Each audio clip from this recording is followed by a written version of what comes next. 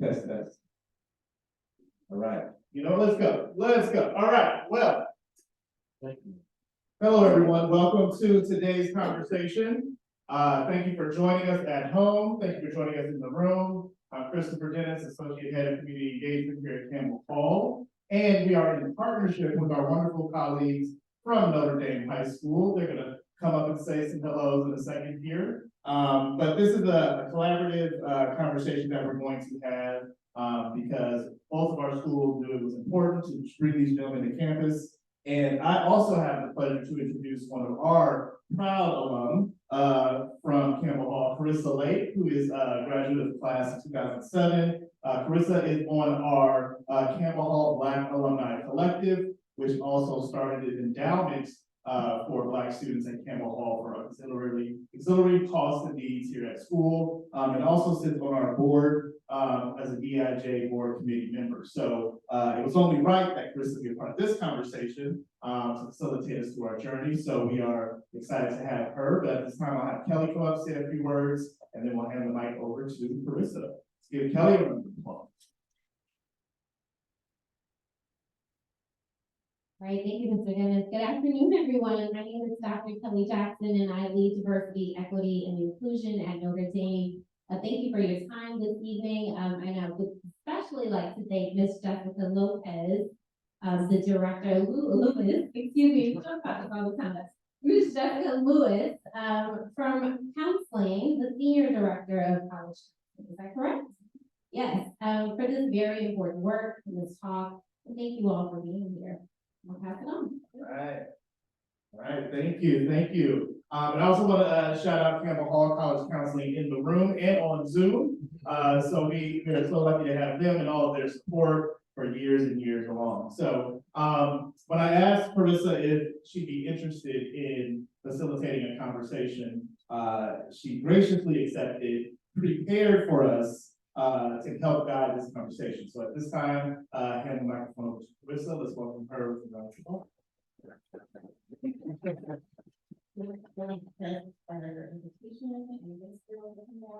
In person and online. Before we start, I'd love for you guys to do a self-intro. So these are our authors of the book, and if they can introduce themselves and a little bit about their background, so we have some context for our conversation tonight. Thank you very much. I want to echo the thanks for everybody for being here, for having us. We're excited to have this conversation with you. My name is Timothy Fields. I am the Senior Associate Dean of Undergraduate Admission at Emory University in Atlanta, Georgia, and I'm also a co-author of the Black Islands Guide to Cognition and Conversation about Education and Parenting and Race. I come to this space spending the past 25 years in higher education, most of that being in the admission world. I am a graduate of Morehouse College in Atlanta, Georgia, and then went on to the University of Massachusetts at Amherst, where I received my master's degree, and have done doctoral work at Georgia State, and has been, for the most part of my career, working with access programs, working on admission, and really focusing on how people can access post-secondary education. Good evening, everyone. My name is Shereem Herndon-Brown. I am the Chief Education Officer of Strategic Admissions Advice, which is an education consulting company. I myself am an independent consultant, and the company specializes in obviously helping families to navigate the college admissions process, but helping schools with some professional development to help families through the admission process. Additionally, I am the co-author of this book that we're going to discuss this evening. My background, I'm originally from Brooklyn, New York.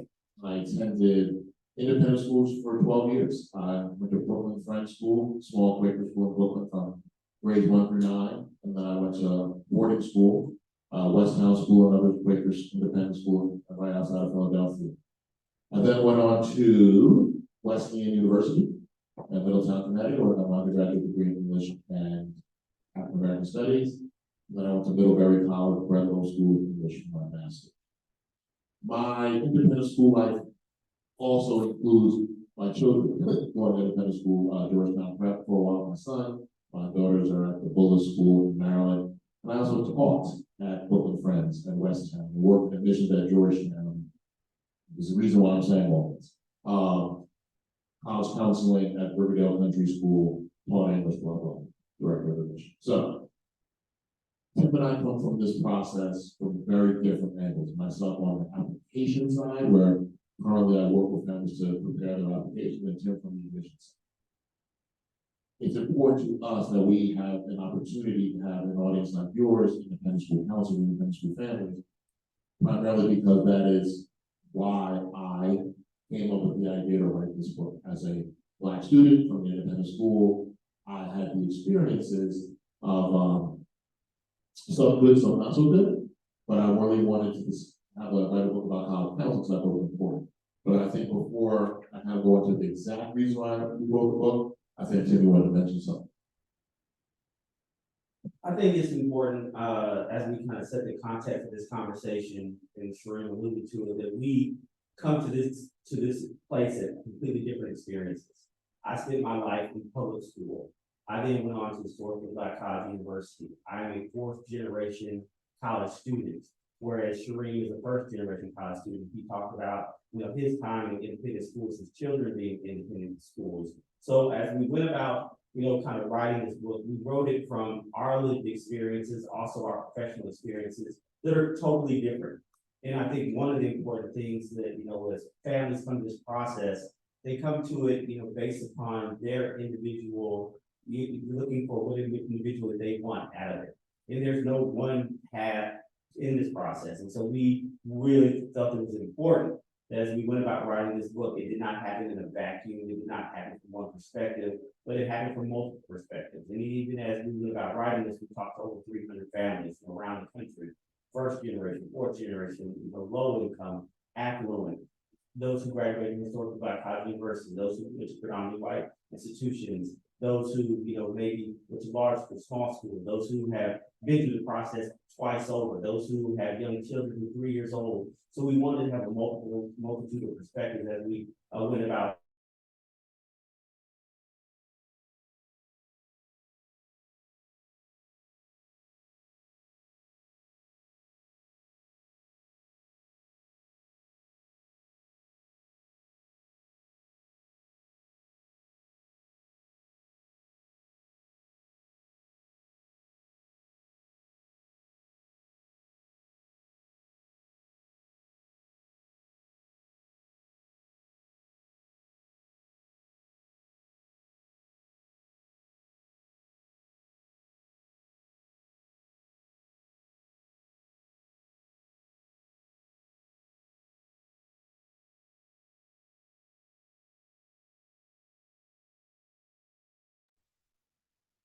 Instagram thread of Black at insert private school hits the airwaves.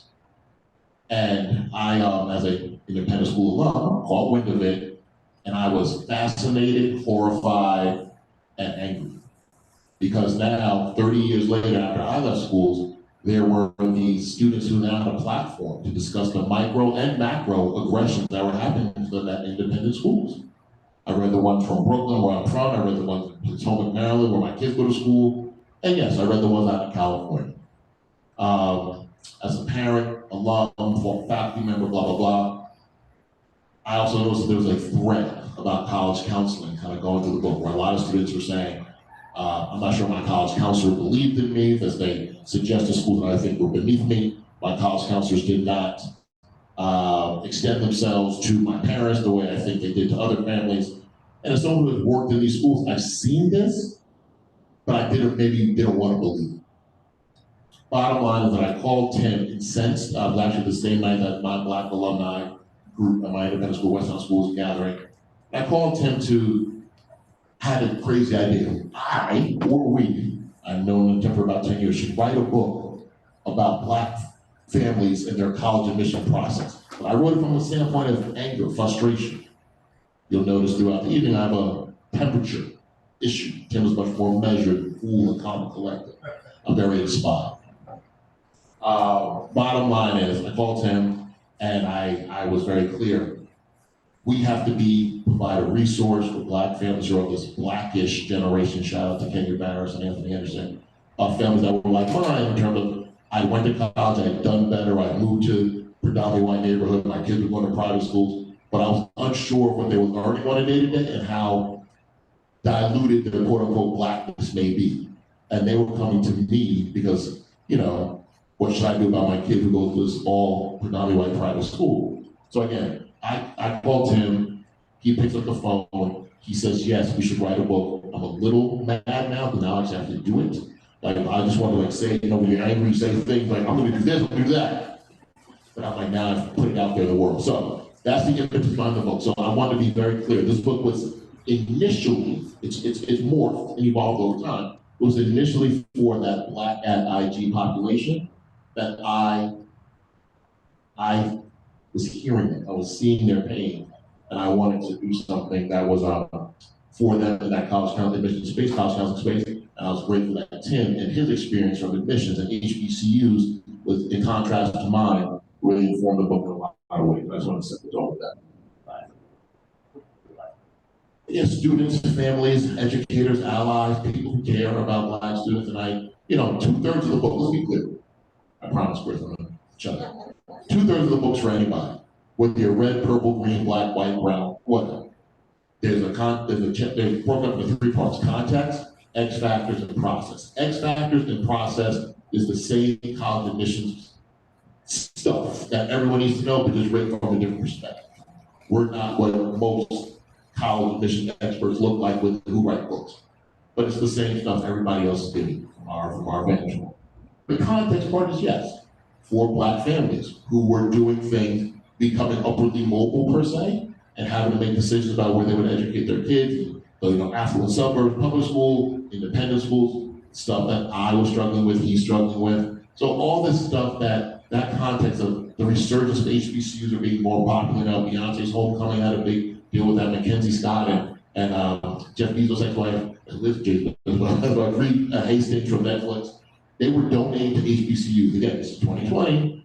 Everybody wants to pour their money and resources into you know, Black Lives Matter. So all that said, we kind of had this vision of creating something that could be a resource for many people to use in different capacities. Your turn, Karissa. I appreciate that context.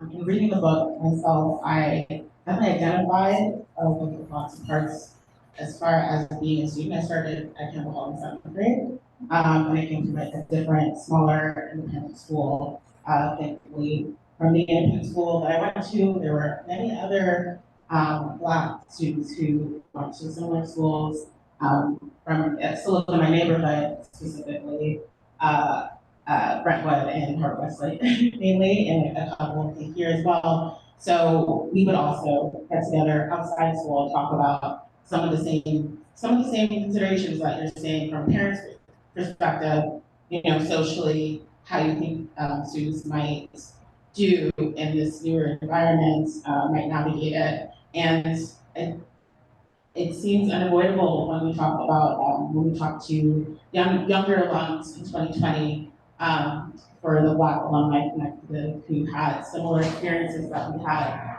many years before them, and also drove our passion to want to make that better for current students, if that meant mentoring or mental health support or affiliate, you know, funding support, preparation for those things. In some ways, you can't ever be fully prepared for them because everyone's individual experience is so different, different teachers, different classrooms. But for many of us, we've had to speak up for ourselves, by ourselves. And it's definitely helpful to hear there's a community of people in California, but internationally, nationally, who are going through the same process. So, on to the questions. The first question has to do with affirmative action, which is a very pressing topic at the moment. Over the summer, the U.S. Supreme Court struck down affirmative action in college admissions, declaring race cannot be a factor. What are your thoughts about what to expect for the first college admissions cycle since this change? So I think we always want to kind of clarify what exactly was the decision as it pertains to this decision the Supreme Court made. Essentially, they decided race would no longer be a consideration as it pertains to the review in decision-making applications. Colleges still, I currently, in my capacity at Emory University, am recruiting across the country, looking for diverse talent. And that can be very targeted, so that is not going to change. Once we begin to review the applications, we no longer are going to know the race and ethnicity of students. We're just going to have to look at all the other factors in the application and make a decision. Once a decision is made, we then can be very targeted in our yield, saying, yes, we want these populations on our campus. So it's just a very small segment of the admission cycle, which is all 12 months, continues, happens over and over, that is affected by that. So I just wanted to kind of make that part clear about kind of what the decision did, so people don't assume like, oh, you can no longer recruit students of color, underrepresented students. Oh, they're no longer going to be flying programs for no, those things are still going to happen. It's only affected a very small part of the larger admission cycle. The short and long of it is that we don't know. Let's be very clear. Tonight, Kane just came back from our national professional conference of National Association of College Admissions Counselors. It was in Baltimore, 6,000 people were there. And obviously this was a hot topic. Everyone is aware, most colleges are concerned on how they're going to evaluate students and how that could affect percentage numbers. But the bottom line is that we don't know. So I don't want to kind of gaslight anything, because we have to let colleges and universities who say we're still committed to diversity, let them do their jobs, they're professionals. But I also want to be very clear, this could be an opportunity. This decision in terms of selectivity affects a very small percentage of colleges, right? Whatever you deem to be the top 50, maybe top 100, whatever that means as per US News World, I'm not gonna give it love. Whatever the world deems to be the best ranking, those are the schools that it affects, possibly, in different ways. That's a very small percentage of the 4,000 college and universities in this country. Okay, so let's be very clear. I say it's an opportunity because now we can, what Tim and I have been saying, redefine success. Success doesn't mean going to one of those 50 or 100 schools. I believe I went to one of them, and I'm proud of that, as did Tim, but the world is changing, and we have to change with it. So we don't know. Let's expand our college list. Let's think about other schools. If operative work, if those schools don't choose to admit us for whatever reason, then they don't deserve us. And Tim has taught me, as the independent school guy who went to predominantly institutions, the opportunity to go to an HBCU is something that everyone should have considered in the past, but now with popularity, here we are. Let's open up our eyes and consider things that maybe we hadn't considered before. Thank you for that.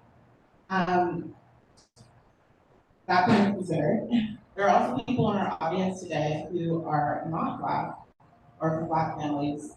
How might they be impacted by the decision of the Supreme Court, and how might the diversity on college campuses be impacted overall?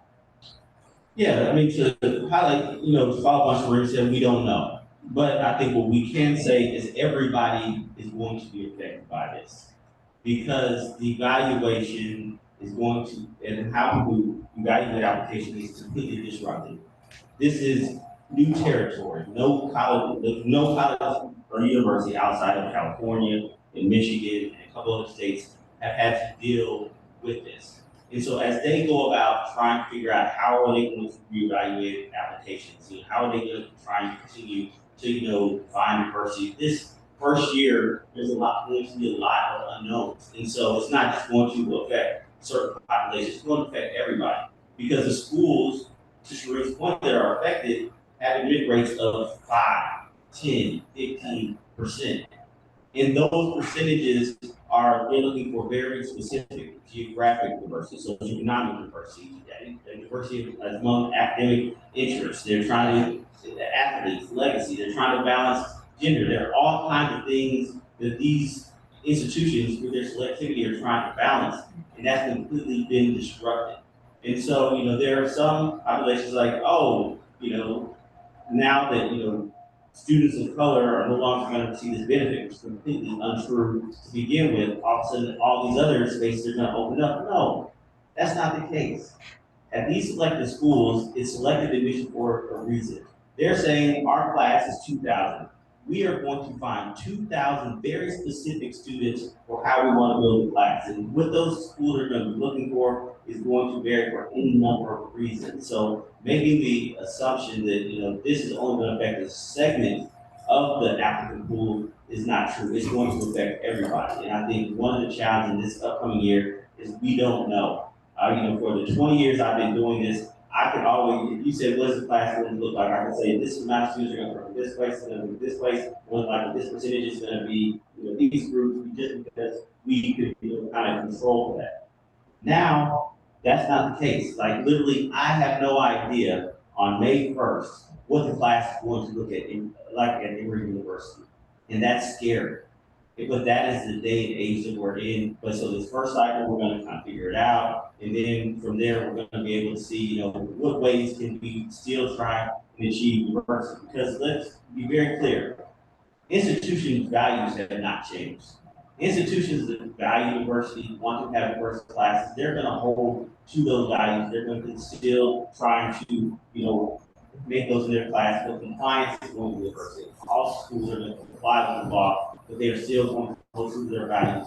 They want a diverse class because those diverse classes are very important for the communities that are created on campus, as far as how students are engaging with one another, and just the overall education that those institutions are going to be able to provide.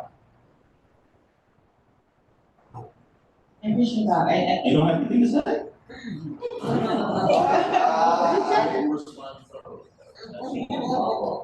Leading up to and shortly after the Supreme Court decision, there were a number of colleges that put out public statements reiterating exactly what you're saying, that the values of their institutions have not changed. And although there are some changes to the actual process, I think the values are consistent, and we'll see what that looks like at the end of the day.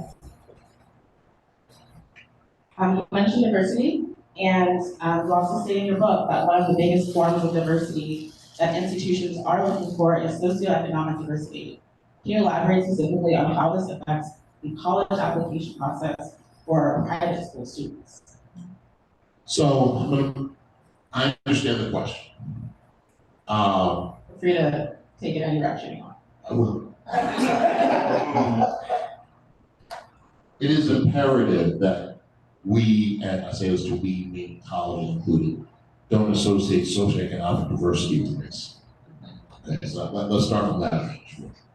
Do I think colleges appreciate socioeconomic diversity? Because again, the mission is to give opportunities, ideally, that is at least what's stated. Secondly, I think people benefit from meeting people from different walks of life. I know, coming from a two-parent home, but in Bed-Stuy, Brooklyn, that was uncommon, that two parents and kind of live in the neighborhood. But then once I went to a boarding school and I saw people like with land, blew my mind. I think I benefited from that diversity socioeconomically to then know there's more than what I was seeing in my immediate vicinity. Colleges want to bring people like that together in order to learn from each other. So, the question is how do they achieve socioeconomic diversity? How does it affect private school kids? How does it affect private school kids? Specifically, I think the paragraph I'm referencing mentioned that there might be a specific type of diversity that a Black family from an independent school with a doctor, a mother, and a lawyer might bring to the table that might be different from somebody from a working class background. Sure. Can I say what I really want to say? Yes. I mean, that's why they're here. That's true. All colleges want money. So as a Black family, that can be a full-paid Black family or not expect a good, significant amount of financial aid, that will always be helpful. But almost to your disadvantage, Black families who don't need financial aid for college, if your zip code and your child have the same advantages of affluent, privileged private school kids, then they may read as an affluent, privileged private school kid, sans color. Okay, so you're asking yourself, did I help my kid get into these schools or did I make it more selective? What's my money gonna go to? So many different conversations are going on in your head. The cop-out way for me to say is, we don't know, but I do believe that at the end of the day, pretend you don't hear this, college wants money. And if they can get it from the right people to make their campus look best, I think we'll be responsible. You said I can say what I want to say. I can disagree.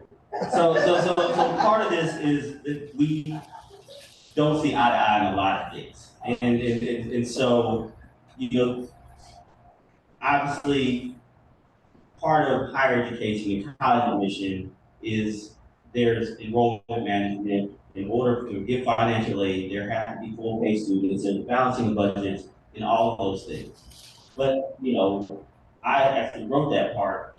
And one of the things that I want families to know is as you review the college admission, and this goes for anybody, you have to take advantage of the resources that were available to you.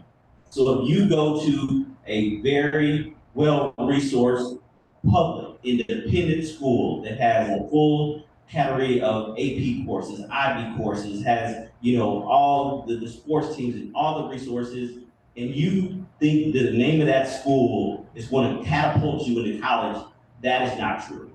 You have to take advantage of what you have available to you. The same is true if that student goes to a less resource school, but they took advantage of everything they could and then did more, they're going to look different. And so what I really wanted, the point I wanted to press upon is and we found a lot of times as we were interviewing, there were families that felt, oh, if I go to Campbell Hall, it don't do nothing. I just go to Campbell Hall. The name in itself is going to get me into these schools. That's not true. And that goes for anybody.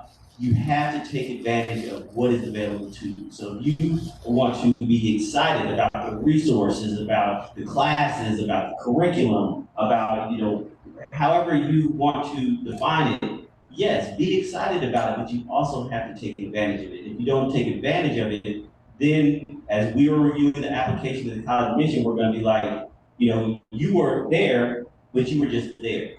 And there are a lot of students who have significantly less who are doing more. So you have to maximize your opportunities in order to stand out in this process, and that's for any student.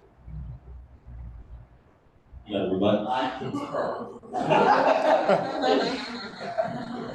Feel free to rebuttal at any time. You want to proceed? Regarding extracurricular activities, your book mentions that it's important to guide students toward extracurricular activities that set them apart and in which they can excel. These extracurriculars would also set them apart among applicants for the college admissions process. However, is there still space for students to dabble in new activities, to explore varied interests, or even quit activities that they no longer are interested in? So I'll start. The first thing, especially for those parents of seniors and juniors, we understand that over the most part of your high school career, it was affected by COVID. You were limited as far as activities that you participate. We understand that there is nothing that you have to go in depth about in your application. If there's obviously a place on the common application, there's an application platform where you can do that, but just know we understand it. We also understand that, students are interested in different things. There's some students who, want to be are very extroverted, want to be part of 10 different clubs or organizations, want to be presidents, want to be involved, and yes, that's wonderful. There are also various other students who are very introverted, who like one specific thing that may or may not be at the high school. They may start their own business. They may be involved in martial arts. They may have to do any number of things, and those are fine as well. But then there are also students who are just trying to figure it out. Say, I want to be part of this club. No, I don't like that. I want to be part of this club. That's not it. Oh, I want to do this. Yes, that's perfectly fine. Schools want, curious students who are open-minded. So there's not one particular path that stands out. But I think what schools are looking for is we just want you to engage outside the classroom. Just try things out. Find out what you're interested in. We all know even when you get to college, you're still going to try things out. 75% of students change their major when they get there. Most people don't do what they went to school for. There's no major for admission counselor. Like, you know, I had to arrive at this place by trying different things, and we want to give that same leeway to students to say it's okay to try new things, but we want you to be engaged.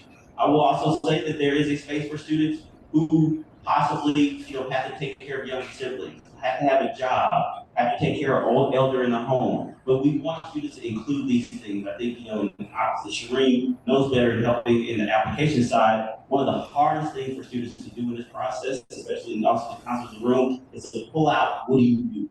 And you know, they think there are things that, you know, aren't a big deal that, you know, are a big deal. A couple years ago, you know, I read somebody who did juggling, and they could juggle up to 12 things. That's the only person in our applicant pool of 33,000 people who juggle. So, you know, that student probably like, oh, that's not a big deal, but it is. And finding those things that set you apart definitely help in this process. Overall, I agree with you 100%. So I think that the COVID thing is real. Tim spoke to how the admission side thinks about it. From the application side, what I encourage students to do is, it's almost like the earlier we get to know you, the more we can tap into your strengths and interests, and then encourage different activities to ameliorate them. Again, what we don't want to do is very important that Tim may discuss later. But we don't want to put a strain on the mental health of kids by saying you got to do this, that, and that if you want to do it. We're not playing the resonate, right? Again, which goes back to redefining success, identifying who you are as a person, and understanding that there's a gamut of options. So, extracurriculars are important, because it was right. Schools want kids who are engaged. You contribute to your high school life, is going to contribute to your college, is a win-win for everybody. But to an extent, where again, students are prioritizing their grades, their transcript, their sleep. Test scores is still a gray area, but again, we don't want students just jumping around to jump around. We want them to, you know, as much as we can for a teenager, identify who they are, get engaged with what's important. It's great to hear. I think a lot of students are scared to change things because they want to be, there's a message that being the president of every club that you're in is what's going to stand out to people. And I'm glad there's still room for exploration in that area. I personally made a lot of changes when I was in high school and in college. You talk about the return of investment in college, and this is a far-reaching debate right now, especially with the cost of college and the student loan situation constantly being in the news. But the return on investment for an undergraduate college degree has declined in recent decades. Increasingly, high school graduates are exploring how to make the most of their money by opting for community college before a larger university or attending a trade school or boot camp in their desired field. The value of a liberal arts education is also up for debate when considering the return on investment and lack of practical application for traditional, for money making from traditional majors. What would you say to students and parents currently questioning if an expensive four-year university is worth the price tag and potential student debt? Leave it. This is my soapbox, so you can if you where it hurts. College is expensive. Amen. Amen. And we honestly believe that we are promoting higher education, but to an extent. I wrote a line in the book. I know what I'm going to say. I'm coming to light on. Return on investment. Bottom line, how expensive. It is a personal decision. As a family, a conversation about education, parenting, and race, you need to discuss what the ambitions or aspirations of the student are and what the expectations of the parents, because it is your money, more than likely. So have that dialogue about what are you expect the child to get out of this, and here's what I am hoping you will get out of this. So again, hopefully you'll be somewhere in there. I wrote a chapter. So we broke up into 3 parts, and we wrote most of the chapters together. But some we were very distinctly wanted to kind of take ownership of. What is a liberal arts education, and is it worth it? That's my chapter. because I went to Wesleyan University, liberal arts U, I went to Middlebury College, liberal arts U Part 2. And I'm not convinced that liberal arts is the way to go.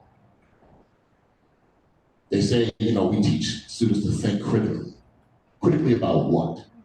I can think about Marvel Comics all day. That's not gonna put food on the dinner table. I can analyze Colossus and Wolverine and Nightcrawler and who I would rather be if I was a mutant. All day. My dad, first generation college student as I am, working for UPS all his life. My mom's a nurse. I'm the first one to go to college, go to private school for 12 years. I'm in school, Dad said, what's your major? English, okay, what you gotta do with that? I don't know, but they say it's a good liberal arts degree to have. Whatever they say, I don't know. That's what I sent to that school for. I graduate, 4 years on the plan, graduation's a big deal, balloons, yay. My dad pulled me aside and said, so I had a little money stashed away, I'd like you to invest it for me. I was like, why do you think I know how to do that? Because you went to college. So now that you know how to be rich, let's make this happen. But I'm an English major. You want to talk Chaucer? What you want to do? I can do some Paradise Lost all day, but don't ask me what the NASDAQ is, from the Dow Jones. Don't do that. That's not a competition. And I can tell he was disappointed because he sent me to a liberal arts school. He doesn't know what that means. Bottom line is, we have to ask ourselves, and who our children are. Should they be going somewhere that's a little more pre-professional, a business school, an engineering school, something that can provide what we believe to be a job in 5, 6, 7, 10 years? We don't know that, but kind of have that vision for it. Or should we allow our kids to go to liberal arts schools to take sociology and philosophy and think? It's a question. I feel about my children, but it's an individual conversation. So the return on investment, long-winded answer is an individualized thing. We do not believe that kids need to go into significant debt for college. I think that's a problem. We can say the 4 pillars of a good college search, cost, location, major, possible career, but we say cost first because we want that to be a discussion of the whole. So we are aligned in college is good, but college happens at times and phases. Community college is a great opportunity for kids to get credits and shorten the window of their 4-year experience, but depends on the finances how that could work. And lastly, I want to be very, very clear. We spoke to some counselors at Granada Hills Charter School this morning, different population than Notre Dame and Campbell Hall. But that was intentional because we want to share this book with people who need it. And one of the things that we were clear about, and I don't think you have the same issue at Campbell Hall, but maybe you do, life is tricky. It doesn't matter where you go to school, things happen. During those tender years of 18 to 22, there's 5 things you can do. You go to college, which is why we're here. You go to trade school, and I think that's very important that we encourage community college and trade school because as a parent whose son's at a community college right now, I'm learning. The child of the college counselor guy maybe shouldn't be at a community college, but for his own reasons, I'm gradually getting on board with it. So we got college, we got trade school, community college, got a job, kids get a job, $15 an hour, Starbucks, have like a latte, an hourly position, nothing wrong with that, but they need to understand that at 18 and 22 and 24, if you're doing a job without a college education, you may be on that hamster wheel for longer than you want to be. Number 4, you go to the military, very honorable, my dad's a Vietnam vet, it's not for me, it's for somebody else. So we got college, we got trade school, we got a job, we got military, or we got jail. That's what I said to the Granada Hills folks. Those are the things that our kids can do 18 to 22. So I go back to, should kids go to college? I think so. For me, given those were the options during that time. I own that one. You don't need to say nothing. I can't just drop it. We don't want to just leave now, go. Only thing I'm gonna add is that as we're writing the book, that was the last chapter that was completed because he I said, are you sure you want to write this? Are you sure you want to put this out in the world? Because yes, the data shows something completely different. But we do think it is a conversation about, if students are going to college, what are they studying, how are they going to spend those years, and ultimately what is the return on investment in that family? And it is a conversation that should be had, because just saying, hey, just go to college and make it whatever you want might not be the best thing. I got one. Should have started. Bottom line is, there are non-Black families that oftentimes have plans for their kids, right? There's some structured balance. We read the Tiger Mom book. And whether that kid ends up on somebody's couch one day in therapy or not, they're gonna be an accountant by hell or high water. They're gonna be a doctor. They're gonna be able to pay for things around here. There are families who are oftentimes non-Black that have a long legacy of inherited wealth, that know that once they graduate college or not, they're gonna have a job. They can just roll their family business. There are many Black families that don't have that option. And I think that's the frustration, okay? If I don't have the quote unquote guardrails to direct me in this path to get out of debt and continue what America is about, capitalism, then what are you gonna do? So again, it's a question, a conversation. I don't propose to know it all, but I know as a parent, as an educator, as someone who was once upon a time lost on his own career path, I just want to have conversations about what's the intention of college, what are you going to do there, and what is the return on investment if you go.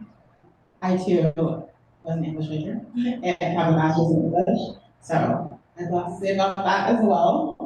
We work well together. We do, and today I work in marketing, so I think it definitely takes a lot of introspection to understand what your strengths were, even if in liberal arts areas. You journal too, Karissa? You journal? I do journal. You journal. Affirmations, very good. Another question that I have, going back to what you mentioned about values, and there's some reiteration throughout the book about people's goals being different. We come from different families and different backgrounds, different educational legacies within our own families, and how can families best decide what their higher education values and goals are, and what success would look like for them? Once again, personalized. And we have this mantra of redefining success, because I think collectively, as Americans, we have different ideas of what it is. And I think universally, celebrity, wealth, most people deem to be success. It's questionable, but the bottom line is in the Black community. One of the gems of the book, honestly, is that in our appendix we list famous Black celebrities who are college graduates and where they went to school, so that we can highlight that you don't have to go to an HBCU or a predominantly white institution, Samuel L. Jackson, Morehouse. I think that's pretty successful, but you can also say that we were talking about earlier, Kerry Washington went to George Washington, right? So we want to make sure that families are discussing what success looks like and encourage that in their child, and understand that they can get that many different ways. Life is not linear, college is not linear. So I think that's one of the gems of the book. And I think, obviously it's personalized as far as how families are, defining, success. But I really think keeping an open mind throughout the process, I think is important. And really defining terms based upon the household, what your aspirations are, what are the goals, and having conversations early. Too many times in this process, families don't talk about, hey, what are you interested in? Hey, how are we going to pay for this? Hey, are you going to go far? Are you going to stay close? And, they happen in silos, and then when the decision needs to be made, there's this tension. And so we believe that the conversations have to be happened early. And, one of the other things we highlight is we want to, support the goals and aspirations of the students while managing parents' aspirations. There are times when parents have aspirations of this is what we want out of this process, and that doesn't align with what the talents and skills or desires of the student. And it has to be a partnership. We talked on our podcast about, a college psychiatrist talked about, in this process, most times the parents don't get everything what they want. Most times the students don't get everything they want. Most of the time they meet in the middle. And I think going in this process, knowing that you are going to more than likely meet in the middle is very, very important. And it also kind of will take away a lot of the anxiety and stress that is already built into this process. What's the podcast? The podcast is an application to admission.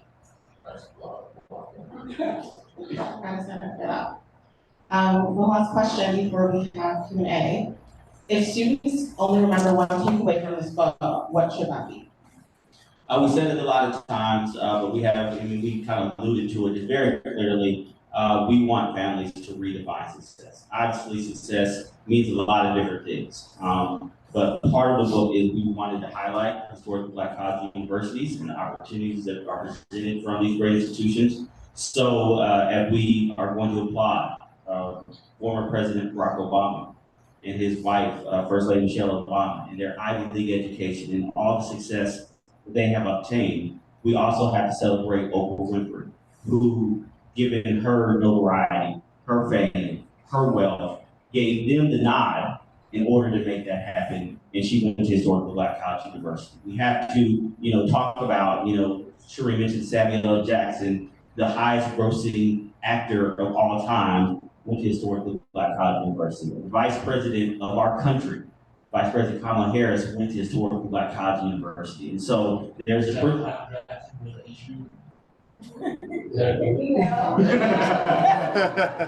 So we want to have the conversation, and as Shereem alluded to, we want to have, there are 80 notable college graduates in the back because we want to say there's not one path. There's this narrative out there that only predominantly white institutions can prepare students for the real world, for the diversity, have the resources. But when you look at the success of these people and others, it's very clear there's no one path for success. So we just want to make sure to highlight that opportunity. And I think that, since this is a diversity event, right? Let's think about diversity differently. Too often we think of diversity as being multiracial and everybody's just around kumbaya, Wesleyan University, we're all gonna hold hands and be friends. That's not the real world. And we have to change how we think of the word diversity. Too often, I have learned that people assume that HBCUs are not diverse, right? It's just a historically Black college university, they're all the same. Well, I think by talking to us right here, we're not all the same. We know the Blacks are not a monolith. And that notion, students, is that one of the biggest takeaways, that HBCUs have a different kind of diversity. There are different kinds of Black people, socioeconomically, geographically. I visit Howard all the time, living in Washington, D.C., and I walk around like, these kids are totally different from each other, and it's beautiful. And what's funny is that, Tim, I'll give you full credit for this, he did an Instagram search about this one, and we found out that, I'll ask you, Howard University is the most followed HBCU on Instagram. What do you think the number 2 one is? Raise your hand, don't all shout out. Spelman. Morehouse. Morehouse. I was there last night, so Say it again? I said I was there last night. Oh, no, you don't cheat now. Bethune-Cookman, that's prideful right there. I believe it. Yeah. Hampton. So we have Morehouse, Spelman, Hampton, Bethune-Cookman, one of the Texas schools, okay? The number 2 behind Howard, most followed HBCU on Instagram is Hillman College. There you go. Anybody know where Hillman College is? Where's Hillman College? Hillman College doesn't exist, it's fiction. But it's the most followed HBCU behind Howard on Instagram. Why? Because in a different world, we saw diversity. Debutante Whitley, engineer scholarship kid Dwayne Wade, Ron Super Senior, and my favorite, Freddie, Mark Birkenstocks, Kumbaya, spreading incense, right? Kim, doctor, working in a work study student. The diversity geographically, academic interest, socially, was right there in front of us for 6, 7 years on television. And people think that HBCUs don't have diversity. So I think that's the biggest takeaway. And I, as someone who went to PWIs, value, treasure all the HBCU grads that I've met over the course of my, time with Tim and my wife went to Howard. It doesn't mean I would change what I did, but I understand that there's a real familial love and support that HBCUs have. That again, I would love to believe all other, predominantly white institutions have. I think Stanford has a great Black alumni population. University of Virginia has a great one. I think Wesleyan has a great one. We have our homecoming Black alumni reunion at homecoming, but they can't touch an HBCU homecoming. I've been there too. Those are not half. That's love fest on steroids. So, thank you for having us. We're happy to answer any more questions from you, Karissa, or from the crowd, from the audience, and people at home. We just appreciate y'all being here. I think you take questions from the audience if you have any, and those joining us on Zoom as well.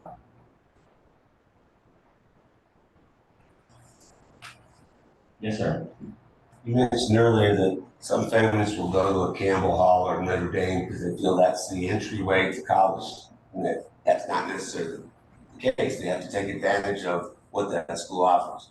So I'm just curious, is that push comes to shove, you got someone who went to Notre Dame High School, did everything he took advantage of. Then we've got somebody over at, I don't know, maybe Granada Hills Charter, not to say anything about it, but there's no tuition there and it's different. All things even, what do the colleges do in those situations as far as making decisions? I mean, it's complicated because I think one of the things that unfortunately this Supreme Court decision did was they just created this idea that colleges make decisions on 3 variables: test scores, GPA, and race and ethnicity. When the reality is, like when I review an application, the first thing is the context of the school. What did the student have available to them? Then what grades did they have? What classes did they take? Then we take into consideration their parental support. What do their parents do? Then we look at extracurricular activities. Then we read their essays. Then we look at letters of recommendation. Then we, at a selected school, what part of the country they're coming in. So there's all these like various things. And so the idea that there's no scenario where it'd be like, oh, there's one more spot, I'm gonna put these 2 schools together, make the decisions. So that doesn't happen. But what I will say is it comes down to what did they truly maximize their opportunities that they have? And what are they going to add to this community? And different schools have different institutional values. And those can range from, we want students from all 50 states, we want students outside of STEM fields, we want more humanities, we have legacy debate. I mean, there are any number of things. And so, it's not just like there's one factor that's gonna distinguish it, but it's really, does a student take advantage of all the opportunities? What are they gonna offer that institution? And what is that institution looking for? And I'm specifically talking about select schools. When we talk about those top, let's say 100 schools in the country who have admit rates of 25% or less, who can be that picky and say, I only want this student for this reason, what is that individual reason? So if you ask me in both instances, it really come down to the academic potential of the student, and we had to narrow it down. Because we want to make sure that the student is academically qualified, that they can be successful, but all those other variables are going to come into play as we go about making decisions. Real quick follow-up on that though. So are you saying that they're not considering that students coming from Notre Dame or Harvard or some school from South Central LA? No, I think what he's saying. I mean, I just want to know, does that come in at any level? Institutional part, institutional needs. Every school district. Emory may have an influx of kids from California the previous year. And they feel like, now this year, as we craft our class, do we need to hit that same number? Maybe, maybe not. Let's see what we need in order to support our community. So, yes, I understand what you're saying. South Central School, Harvard Wesleyan, Notre Dame, Campbell Hall, are they competing against each other? A, it depends on the school, and B, probably not. Because the bottom line is every kid can bring something different to a table. And I want that to be one of the key takeaways of this very personalized process, that every student, I tell kids all the time, every essay is like a snowflake, no two are the same. So we don't know what the school needs, and we don't know if you have it. No matter what your grade score and everything, talking apple to apple. So, it goes very in depth once those kids get to that level of the committee and having to kind of discern who's the best fit. Great, thank you. Any other questions? I just want to have a comment to feedback because Yes, this is what we want. I'm a Campbell Hall parent, and I know one of the things for personally from our affinity group, like we try to encourage our Black families, that's a part of Black heritage families, to get involved, essentially is what you're saying. And I don't know if this answers his question, but I know there's more that our community can do or take advantage of that Campbell Hall has to offer. I went to a public high school, and for the most part, I took advantage of a lot of what they had, which was very limited compared to Campbell Hall. And I just want to encourage parents to really, really hear that. Because yes, your kid has an advantage, but if they're not taking advantage of that, they're actually at a disadvantage by being at an independent school. Anyone else? Question, Jessica? As counselors, we spend a lot of time working with students, and especially we often hear from maybe incoming freshmen or parents of, well, what can my freshman do to get ready for college? And there's not a whole lot that can be done now.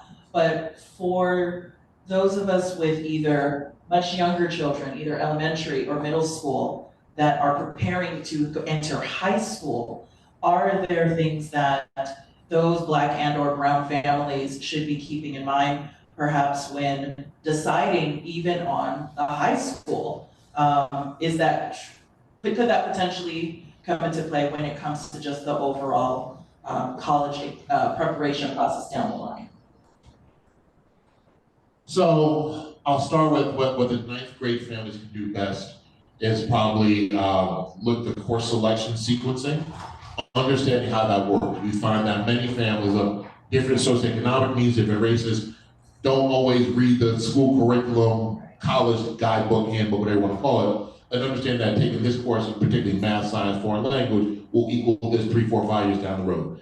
Having that information, that foundational information, I think would help families to have more college options. So just understand how your school works and protocols and procedures regarding the academic curriculum is number one. I want to really emphasize that we are very careful about promoting extracurricular overload, right? Again, to impress colleges. Yes. I don't know if you're gonna tell them, but sure. We want you all to purchase our books today. That's my lead thing, okay? We like you to purchase the book today. However, we have a second edition of this book coming out in January. And we were very fortunate that our publisher, Johns Hopkins University, gave us that opportunity because we proposed it, given the SCOTUS decision, so we were writing furiously until the July 15th. Like the decision came out, we have a new chapter on that. I wrote a chapter specifically about college essays and ChatGPT, SCOTUS, and things that are very important to me as we've been kind of doing this tour for a year now. The book came out in 2022. A lot of families asked about essays, so I took a deeper dive with the essays. We wrote about SCOTUS. But Tim took the lead on a chapter about mental health in this process. And we want to kind of peel this back a little bit and put the responsibility on the colleges, the educators, the school counselors, the parents, and the students. We got to reassess what we're doing. So, as you say, what should we tell 9th and 8th and 9th and 10th grade? Yeah, we want to start the process early. What does that mean? It means visiting colleges to understand the kind of campus culture. It means understanding the course sequencing of your high school and is it appropriate rigor. Don't just take max out AP courses to the detriment of sleep. So we say all that, tell your families, understand the sequencing, visit colleges when you're visiting family in different places around the country, and be having conversations about money. How much are we gonna put out for this? Don't just dump a whole bunch of extracurriculars on things that's gonna move the needle in the process. We have a comment online. I believe Sybil had a question. Sybil, there you go. Yep. Hello, how are you? Thank you. This has been so informative. And I do have a question about student athletes that are navigating the process. Should they take a different approach towards looking, at schools or how they're application submission goes, or any tips that you can offer in that vein of student athletes? So while Shereem comes back over here, I'll set the story up. He has his favorite son, his only son, who is a highly recruited baseball player. As we were writing the book in 2020, he received a scholarship to UNC Chapel Hill. Shereem had the very proud sweater, was a very proud father. My son is going to UNC. The coach then, due to COVID, said some students are gonna stay extra year, I'm gonna pull his scholarship. He called his son, his 17-year-old son, 16-year-old son, and not him. Shereem didn't take that too light. Then they had to reevaluate and think about what they're going to do. Shereem, come back and you can take it from there and talk about the path your son has been on specifically for athletics and provide some guidance to this process. Okay, so I'm gonna answer your question, ma'am, about athletics through the lens of having gone through it as a parent. So as an educator, I think I know what I'm doing, but then as a parent, I don't know what is going on in my life. UNC as a sophomore, we're happy, we're proud, we're done, right? He verbally commits social media, they put on their social media, we're done. COVID happens, nobody's fault. Gotta cut a few kids, my kid gets sacrificial lamb, another kid on the team who doesn't look like him, gets recruited, but that's a whole nother subject. And Tim made me take that out of the book. He's like, you can't blatantly call this school racist. I was like, I can't? I digress. Kid's very high level, he's left-handed, throws hard, went to IMG, very senior year, got recruited by University of Missouri, played baseball, SEC, big time, coach gets fired. Was gonna get fired, so we weren't very comfortable with that. After the whole little signing, picture day, blah, blah, blah. And then went to University of Memphis last year. As a freshman, doesn't play a lot, but again, stud kid, I'm very proud of him. He was actually, could have been drafted a few years ago. He went out to the Big Combine. I say all this because he's now went from North Carolina to Missouri to Memphis. Now he's at Miami-Dade Junior College, still chasing his baseball dream. I'm sure he's proud of him for having the endurance, but this is a very common story of college athletics that students need to recognize that there are levels to it, there's the reiterations, the transfer portal and stuff. Depending on how high level your kid is, be prepared for a very emotional roller coaster. As a parent, I hope that you are speaking to coaches even when they say, we only want to talk to the kids. No, he's under 18, talk to me. I believe in investing in my kid and his dreams, and not just his dream, he loves it. This makes him happy. He's a very smart kid. He got a 30 on his ACT as a sophomore without even prepping.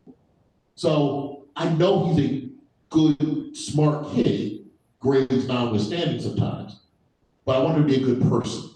And I'm trying my best as a father to reinforce that. So the advice that I give to you as a parent of a student athlete, scholar athlete, or just athlete, make sure you have a conversation about the multiple options they may have, the different levels they can play at. Don't talk about the end goal so much, okay, what are you gonna do?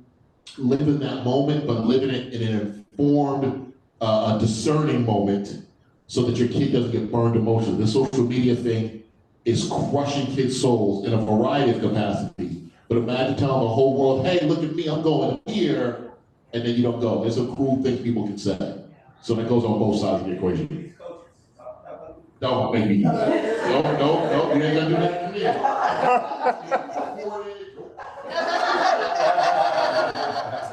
The only point is that coaches are jumping from school to school. And now they're looking out for their best interest. And then now there's a transfer portal. And so it's changed. And so it's very, very important to, really have candid conversation with coaches and think what's the best for your family. The final thing, there's a chapter in it where we talk about special talents. But one of the things, in Shereem and I, since we started writing this book in 2020, we spent a lot of time together. But one of the things as we were having this conversation, and he was thinking about where his son was going to go, one of the things I shared with him is his process isn't the same as just a student who's going regularly through the process. the regular student who's going, who says, oh, I got 2,000 schools to choose from as far as a bachelor's degree. Do I want to say go out of state? Do I want to stay close? Do I want to go to big, small, liberal arts? All those choices aren't available to athletes. Usually you have a very finite amount of schools that are interested in giving you money, that, you know, that you can play. The transfer portal is playing a whole different role. So now students who are directly coming out of high school don't have the same opportunities that they used to. So really being aware that the process is changing so much. And so what your student is going to have available coming directly out of high school to college is not the same as it was 3 or 4 years ago. Yes, sir. You mentioned something earlier about the junior colleges, and I think there's a lot of positives. Do you see any negatives about just going right to the junior college, and as far as, you know, saving the money, staying home, and how does that impact, you know, the next 2 years? And I'd just like your thoughts on that, because, you know, like I said, colleges are expensive, and it seems like the JCs are trying to, and I don't know a lot about what they're doing, but it sounds like they're trying to make it worthwhile to keep kids there so that they can make it easier to get to UCLA or some of these schools. So I'd just love to hear your thoughts on that. No, absolutely. So, I mean, I think junior colleges present a lot of great opportunities financially for families. You know, also if students want to stay closer to home, I think there are other opportunities there. You know, in Georgia, where I live, there are a lot of students that started 2-year schools, transfer to the University of Georgia, and they never talk about that 2-year school again. They say, go Dogs, they wear the UGA gear, they don't tell anybody. But what I will say is that there's a large amount of data that says that students who start at 2-year schools don't graduate at the same rate as those who go directly into 4-year schools. Because many of those campuses don't have housing, they don't have a community. Students are going back and forth. And so by not having this traditional community for your first 2 years versus on a traditional campus where you have that traditional community where everybody more than likely is between the 18 and 22, y'all are all experiencing life in the same way, the graduation rates are significantly higher.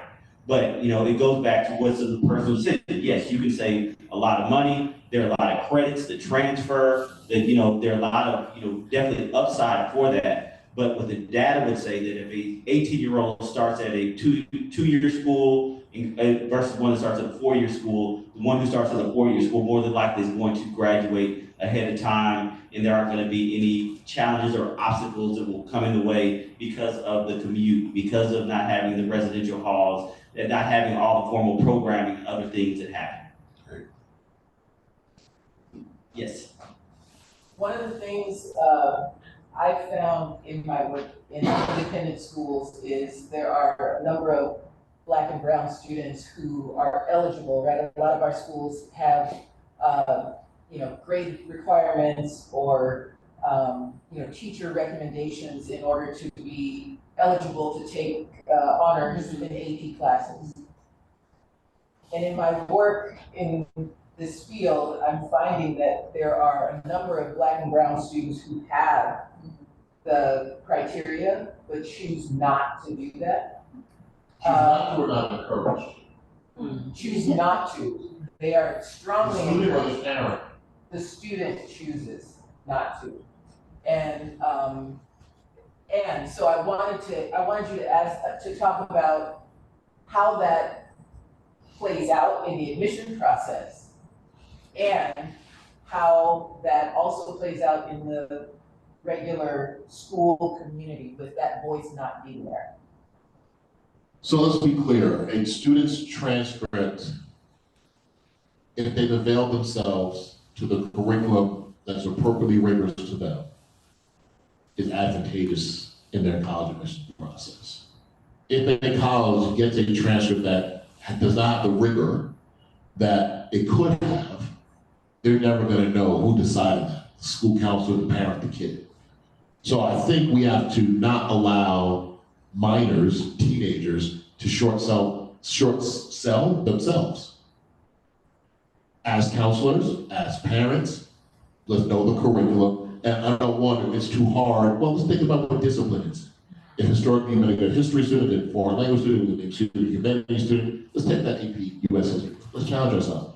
Granted, they're gonna put that extra 90 minutes of, reading it on the weekend, but again, think about what the kid is, similarly with the math and sciences. So we, as education, not allow kids to solely direct their process. They need an adult, they need a counselor, a dean, whatever it may be. So the Black and brown kids do it are probably doing it out of fear. They may not want to be in those classrooms for fear that they may not be smart enough. I don't know where they get that from, but that's probably what it is. And we as educators can't allow that. We want kids to challenge themselves appropriately so they can ultimately have the most options that they can. And also ask a follow-up question about the reasoning behind it. Is the fact that they might be the only one of like their friends or their group in these classes also a factor in what they're choosing to do? That could be a factor for some of them, and there is another not unspoken thing that pursuit of academics is white. Even here. I mentioned that because I myself have been I have been and continue to be often the only one in different rooms. And I'm not a parent currently, and I have mentored different students at college and high school levels. And what I usually say to them is that you can't look to other people to help you do what you want to do. I was interested in writing. English has always been my best subject. Those weren't necessarily like my friends' interests at the time. And I was the only Black person on newspaper the whole time I was there. I was the only Black girl in the highest level ballet for a number of times. I was the only, cheerleader. There are a number of things that you are going to be the only person. And especially when you leave high school, especially in the real world, there are a number of situations where you will just be the only one. And that hopefully, I hope that we're like bringing up people to be well-rounded in who they are. Being the only person in the room means you bring a different perspective. It also doesn't mean it's going to be an unfriendly atmosphere. It's just visually, this is where we are right now. And also, what can you learn from this situation? Some of my friends from newspaper, I would have never met otherwise. And I drive to Campbell Hall from the West Side on weekends to do editorial work. But at the end of the day, some of that editorial work training made me the grammar whiz I am now, and I still use to this day. So I think there are definitely ways to just phrase like how this pushing yourself helps you in the long run, not just for applications, but just for life. There are things, what they say, you come in alone, you're going out alone. There's never going to be somebody with you in every single interest that you have, and that doesn't mean that you shouldn't pursue it. So that's definitely something I would consider. And, I echo all those things that were said, and I just, for those in the audience and, watching online, I do want to underline the point that if you are looking at some of the most selective schools in the country and you attend a Notre Dame, you attend a Campbell Hall, the first thing that I am going to look at is what is the rigor? Like, how did you challenge yourself? The gentleman asked a question, earlier, about kind of different type of schools. You're not competing against anybody else. You're competing against the rigor at your school. Did you maximize that rigor to, the utmost possibility? And so if there's a direct comparison, did you take advantage of that? So if students are here and they're looking at these selected schools and they're not putting themselves in this highly rigorous situation, no matter if they have a 4.0, no matter if they're involved in all these different things, it's going to come back to, you didn't challenge yourselves because you went to this great institution. You had these courses available to you and you chose just to take regular courses. And that is going to be held against you when thinking about the most selected schools in the country.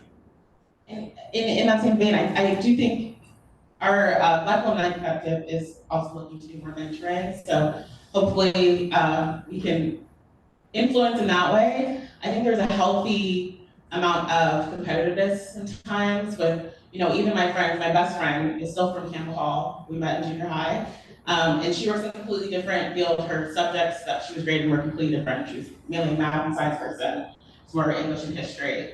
But, you know, being the only Black person in AP English might feel different when we're reading Beloved and when we're reading complex works by Black authors that we hadn't been exposed to before and don't have a reference point from personally.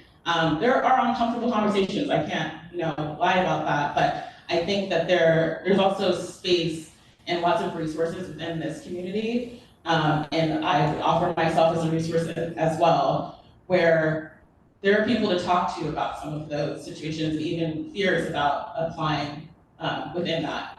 I think fully my teachers have always been supportive of my academic success as well, but so have my friends. We've got a call. The Dukes family on the Zoom has a comment. Go for it. Yes, good evening, everyone. My name is DeAndre Dukes, and I just want to say it's an honor to be in this meeting here. Karissa mentioned something that I kind of wanted a little help on, the term well-rounded, and it's been brought up by a lot of colleges. My child is a 3-sport athlete at Campbell Hall. He takes the bus. Time is limited. He's in love with sports and he enjoys music. How can he be more well-rounded in things that doesn't really strike his interest? And just like a little input on that. It is not in your child's best interest to be well-rounded. Colleges are trying to build a well-rounded class full of what colleges are looking to build a well-rounded class of what Tim refers to as pointy kids who have specialties. So your son is doing, your child, I believe is your son, is doing everything right by taking advantage of the resource at Campbell Hall to do what he wants to do during his time here. A school will appreciate that, and he will have choices. But time, like you said, is precious. He's got to take the bus, he's got to do well academically with his transcript, he's got to sleep, we talk about mental health, and he's got to practice. Got it. Let him know that today he's doing everything right, and please, please, please just open your college search lens to look at schools that will want. I know that sounds a little kumbaya, but I'm telling you right now, no college wants a jack of all trades, masters of none. That's not gonna appeal to them. What can you contribute to our school? There's a balance, right? Some kids can juggle all things and be masters of all, and there's a college for them. But the kid who is pointy, who has very specific reasons for being at this school, it could be athletics, could be artistic, could be because they have awesome chem labs, whatever it is, let that kid flourish in that space and then identify schools that will appreciate him or her for it. Thank you. Welcome. I was just gonna offer some advice, because I assume it's adults in the room here, but, you know, in talking about advising students who wanna, like, in the moment, I don't wanna do that hard class. Like, my current self does not wanna do this. And they don't have the long view like we do on what decisions today will have consequences, you know, tomorrow. And so sometimes I just have to remind adults to have compassion for the fact that developmentally they don't think much beyond today. And so to get to be so emphatic about what we know to be true, or, you know, life-informed opinions about things, and oftentimes we'll frame things from the perspective of what would your future self want you to do now? And it gets them to sort of think more broadly about not just this immediate moment and what feels right in the moment, because we know that they're going to want things down the road, but making decisions today, there's a disconnect between those two things. So sometimes when they can get outside themselves to see another self, they can kind of reframe how they're thinking about what the decision today will be, because it ultimately is a decision about tomorrow. So. Sounds like a seasoned college counselor opinion over there. 25 years. There it is. Thank you for offering that. I wanted to go back to the point, the question that Kimberly had brought up As college counselors, you know, every year we're putting together our profiles to submit with applications and so forth. And it includes data on your AP courses, how many students take that. Am I splitting hairs by thinking, is it a valuable point to include how many students of color are taking those courses in the school? Because if a school reports, you know, 50–60% of their students take at least one AP course, but 4% of Black students take an AP course for whatever the reason, is that important to keep in mind? I mean, given the Supreme Court decision, you know, it's gonna be something that we're not gonna know. So it'd be a great data point that you have, but we're not going to be able to do anything, you know, with that. So I think it'd be, in a previous life, it'd be great information to have, but now, if I look at your profile and see that information, I'm not gonna be able to correlate that with the students or anything like that. And even once upon a time when it made, out before it made the factor, it's more appropriate for the school letter, council letter, than on the profile. That profile in the public document that shows stuff. So let's say it is in a counselor letter. And once upon a time, right now, I think even then, legal, Yes, the evaluation process. yes, Cannot be. cannot take that. Cannot, you know, include this. As for the school, Right. the larger student should write about it and say, in my class, I'm going to use and they had to create a license to do that. So then one of our, you know, we want to encourage students to use the essay as an opportunity to talk about race in whatever capacity is important to them. But I don't think that counselors legally should shoehorn that stuff into an application versus possibly having a conversation with, you know, that isn't required. Of course not, and I think it just brings up the thought of how much do us as educators need to not push, but encourage, because the reality is that in some high schools, the non-Black and brown kids are taking more of those AP and honors courses. And however that's going to play out in an application review, I don't want then my kids now after the fact to say, well, I didn't take it because I didn't meet the prerequisites or because my counselor didn't encourage it or whatever the reason was. And it's too late. It's too late now. Yeah, I agree. And you know, this process is so complicated, it's so subjective, and you know, part of the challenge in having things is, you know, sometimes people attach themselves to certain parts of it. And so what I want to be clear is that as we're reviewing the application, we're not counting APs. We're not saying that the student who took, you know, the most APs in the school is one who's going to be admitted. Like I said, there's so many other variables that go into kind of making the process. You know, we have a lot of new counselors on our staff this semester. And one of the things we're going to have to really emphasize to them is you're going to see a 1600. Don't get excited. You're going to see a 36. Don't get excited. You're, depending upon what part of the country you're in, you're going to see somebody who takes 15 APs throughout their high school career. Don't get excited. Like, that's just one part of it. Who is that student? What have they done? Are they going to offer something to this community beyond, you know, just, you know, kind of this academic piece?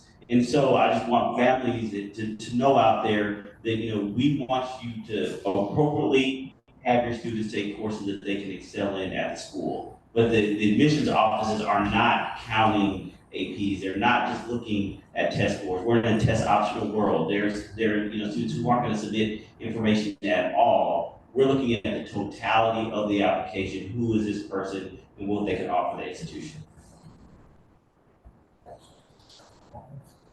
We have time for one more question. Anybody on Zoom?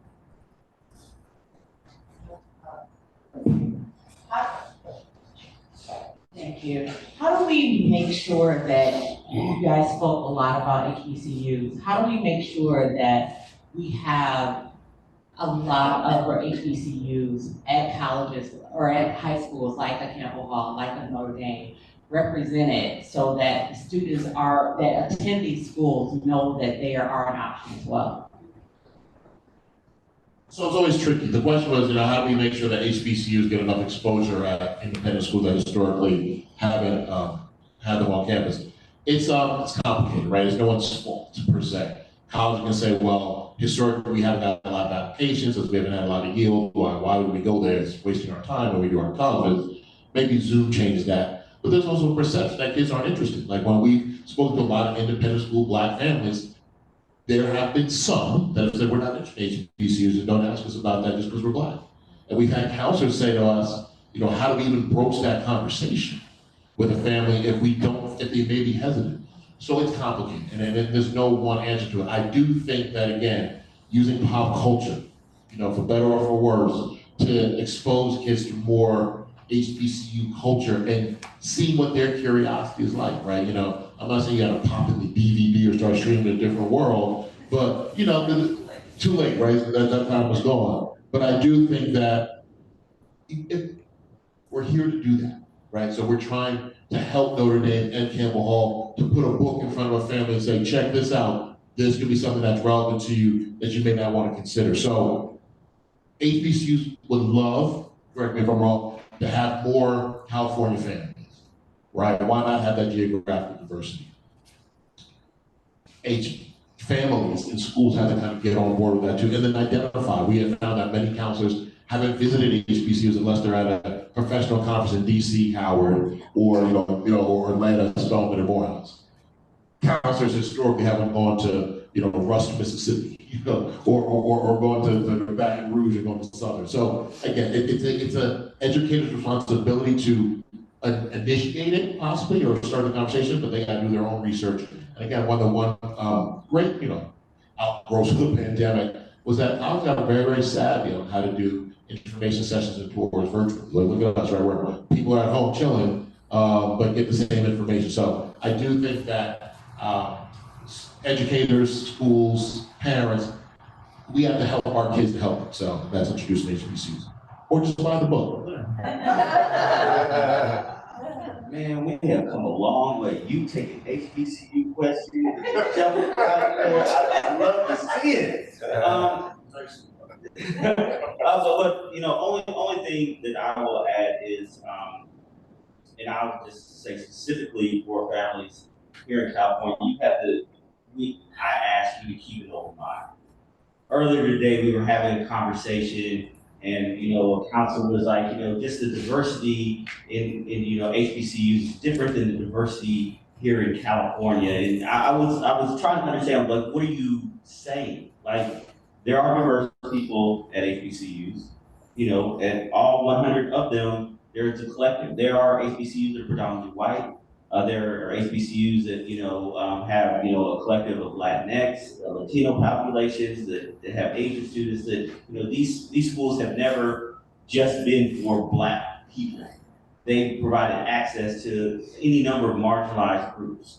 And I go back to one of my best friends who I went to college with. His wife is from California. She's multiracial. And she, as we were interviewing the book, she told the story of she did not know anything about Spelman College. She was biracial. And she said, I'm just gonna apply and see what happens. And she ultimately ended up going. And she questioned herself, what am I as a biracial, half white, half Black female from California, what is my experience going to be like at Spelman? Are they going to accept me? And she said when she arrived, they just welcomed her with open arms. She said they taught me how to do my hair in a way that my mother could never help me do it. In the first week that she was there, she was embraced in a way that she had not been embraced in her entire life. And she talks about those friendships that she has had, that she still maintains over 30 years later, and says that her life is completely different because of that experience. But she had to be open to it. There was the initial what is this gonna be like? And then, the final thing that I'll say is, a lot of times I hear, well, that's the South, right? as pertains to the issues in our country are limited to a geographic part of the country. That, you know, unfortunately, racism still exists. But last I checked, what happened to George Floyd wasn't in the South. Amen. What happened in Central Park wasn't in the South. Like you know. Whoa. Hey. All I'm saying is, unfortunately, a lot of times in conversations when people come to Emory, Atlanta, there's this like, well, we don't know if we want to come to this part of the country to go to school because of its history. And I just wanted, people to know that, America has a history of racism. It's just not limited. So keeping an open mind about, going to these schools and the opportunities that they can present to students. Quick, you asked this something.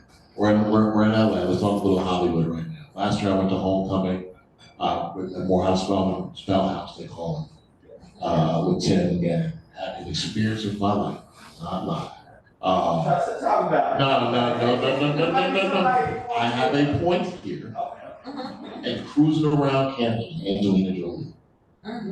Bodyguard. She's at homecoming because her daughter goes there. Y'all know. And, I think she's spoken about how important it was for her to give her daughter this experience. And from what we can tell, when she's doing People magazine, she's enjoying herself. But it was great to see Angelina, there was no people took pictures with her, blah, blah, blah. But she was there to help experience her daughter. And it was wonderful to see. I know Sally Richardson Whitfield's daughter now goes to Spelman. So we want people to keep their eyes open. And yes, we have to sometimes do celebrity to draw people in. We get it. But the bottom line is that the HBCU experience is one that I won't say I'm envious of, at least I won't say it in front of Tim. But I will say that is a unique experience that we hope all Black students will consider in their college search process. Why you always say, let's end on that. Come on, let's end on that. It's a highlight. About what? No, I know a lot of people who Thank you. That's right. We do this a lot. I've visited over 500 colleges in London. I'm professional. That's what I do right now. I'm a consultant. I visit schools. I share what I know with families and schools and blah, blah, blah. I've never, ever in my life met someone who went to a PWI. No. I've never met someone who went to an HBCU who says, I wish I would have went to a PWI. I've met a lot of people who went to PWI said, those years of 18 to 22, should went to an HBCU. So that in itself says a lot. I'm not one of those people, so relax. But the bottom line is it's an experience that we hope families keep their eyes open. I think it's a great point to end on. The biggest advocates and the loudest, most excited people that I've met about their college experience have gone to Spelman and Morehouse and Howard. Family, friends, some of them Campbell Hall alums. So happy to introduce you to some of them if anybody's interested. Thank you both for joining us this evening. Thank you for your time. Any questions? If you guys maybe want to end on how to contact you or how to keep in touch. Sure. And we're gonna set up somewhere, Chris, to, if you want to purchase a book, we're happy to sign it for you. I guess the easiest way to go back to understanding the choices.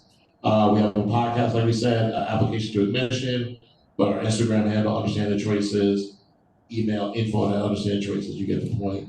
And we're happy to be in touch and, communicate further about what we do.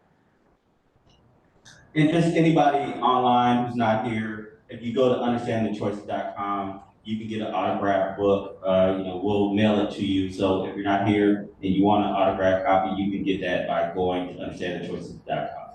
But thank you all. This has been wonderful. Thank you, Campbell Hall. Thank you, Notre Dame, for having us. Thank everybody who coordinated this. Thank you for moderating. This has been wonderful.